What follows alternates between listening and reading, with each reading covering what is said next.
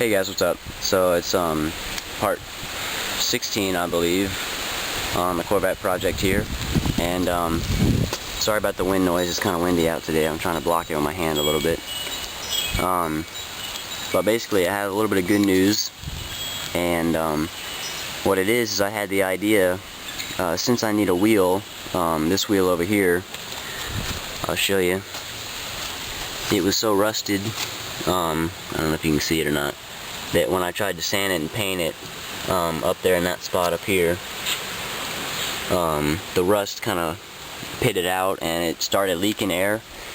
So just as a temporary fix, since I'm not driving it, I tried to put a little JB weld up in there to hold the air. I let all the air out of it and let it sit overnight, and it's still leaking a little bit. It slowed it down, but you know, I can't drive it like that anyways because I'm afraid it's, you know, not strong enough, and plus it won't hold air more than like a week or so. So I had the idea of trying the spare tire out, and to be honest, I was a little skeptical if the wheel would be the same or not.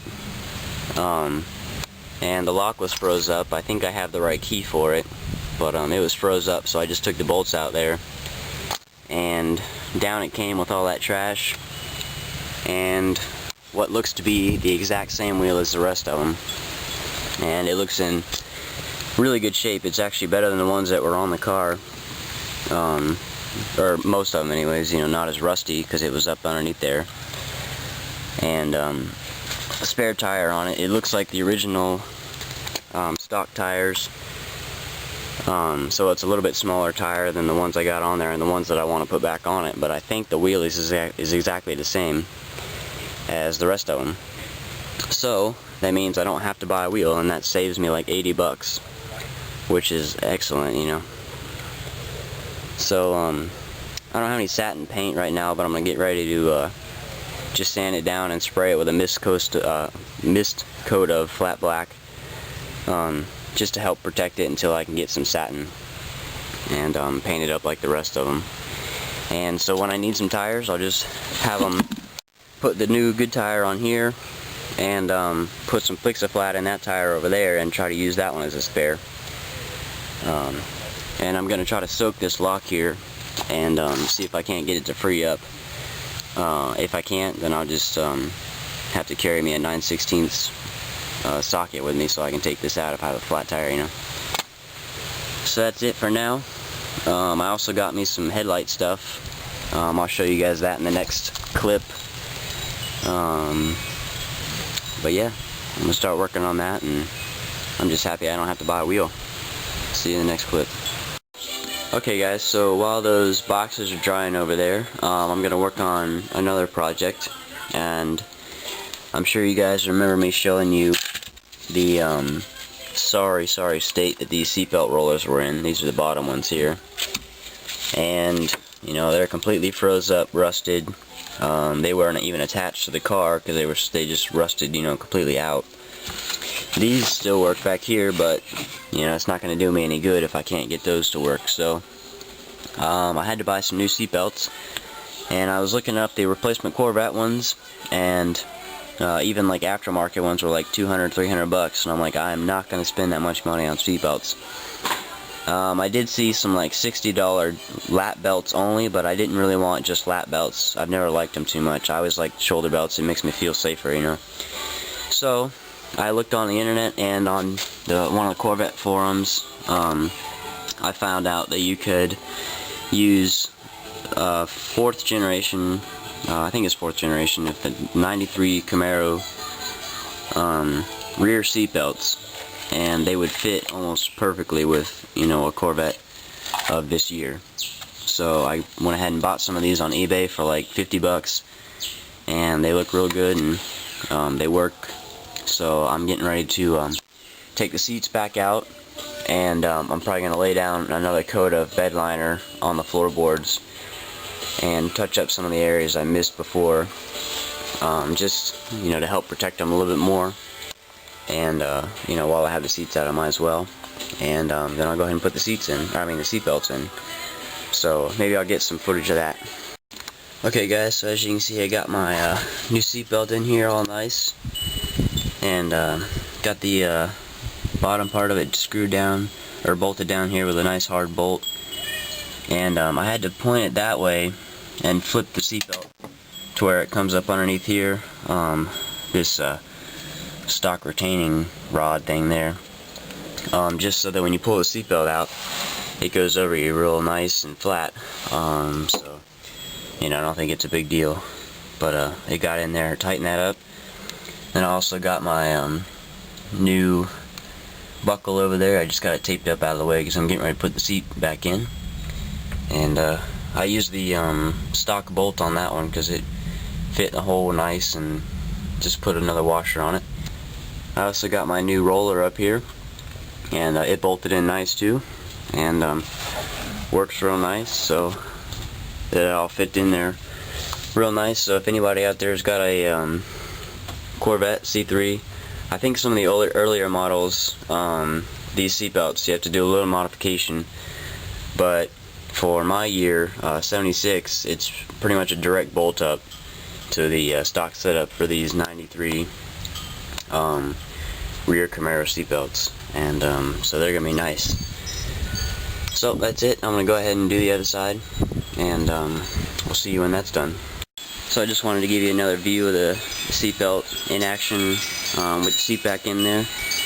As you can see, it looks real nice. It goes across your shoulder and across your lap, and nice buckle down there. I done sat in it and tried it out, and it feels really good, really safe. So I'm really happy with that, how it turned out. So now on to the other one. So I thought I'd just make a real short video clip of my speedometer here. I think I mentioned a couple times in some of my videos that I've been working on it because it was like the needle was bouncing and the odometer wasn't turning over. So I pulled it out, and sure enough, this odometer worm gear here, I know it's a little fuzzy, but the teeth were stripped on it, probably because the odometer counter had stuck, and so it just kind of stripped it out. So I looked all over the place on the internet to try to find another one of these, and I couldn't find it except for one website, so I ordered it there, and it was really expensive. It's like 17 bucks for this thing. And I waited like 2 weeks for it to come, and then I get an email saying that they canceled the order. So I was like, okay, well, I just hope they didn't charge me the money, and I'll try to fix the old one. So I put, like, I don't know if you can see it, but little pieces of copper wire on the teeth that were worn down, and tried it, and it worked a little bit, but not good enough. So I started looking for another place to buy it, and then today in the mail, lo and behold, I get the new one from the first website. So I'm getting ready to put it in there, and hopefully this thing will work. It's because, you know, I want to get my dash back together, and I don't want to have to wait any longer. So just thought I'd tell you guys about that, and I'll show you when the dash is all back together. Hey, what's going on, guys? So I got my dash back in, as you can see here, and my cat's trying to climb up on my lap. But I haven't made a video clip of this. I thought I did, but so I just came out here this morning to make one and include it in the video that you guys are watching now because I thought it fit better there. So I got my speedometer all back together, as you can see. And I actually left the odometer counter out down here because I don't need it, and I think it was kind of screwed up and it wasn't going to allow the odometer itself to move. And so I drove it around the block one time, and I think the speedometer needle is working okay. But it's kind of hard for me to tell if the odometer is working or not because it's a little bit different from the ones I've seen before. It's only got 5 numbers on it. That are visible, but there's actually another roller to the right of the last one over here. So I don't know exactly what that's for. I don't know if that's the like tenths place or if it's the ones or what. So I got to study it some more and just drive it some more and figure out, you know, how it's turning. I know it's turning, but I don't know if it's turning correctly or not. So that also means that the 89,000 miles that I thought this thing had on it is maybe not correct, because who knows how long this thing had been sitting not working, you know, not the odometer not turning when she was driving it.